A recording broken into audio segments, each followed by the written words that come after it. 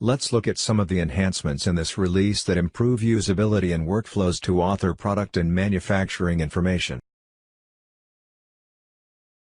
When you select a PMI object in the graphics window, the folders automatically expand in the MBD Navigator so you can easily identify the object in the main panel. You can also now create new custom folders under the PMI node to organize your PMI objects. It's now easier to create linear and angular dimensions when you need to select cylindrical and conical surfaces. The Feature Control Frame dialog box is simplified.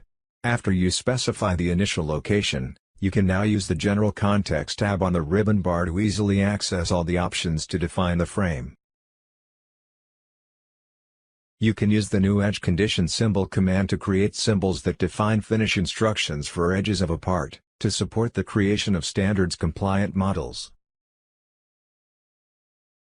You can now use the new Edit Text command to quickly select and edit the text of multiple notes and labels, without having to close and reopen a dialog box. These are just a few of the PMI authoring enhancements for this release. The Feature Control Frame, Edge Condition Symbol, and Edit Text enhancements also apply to the drafting application.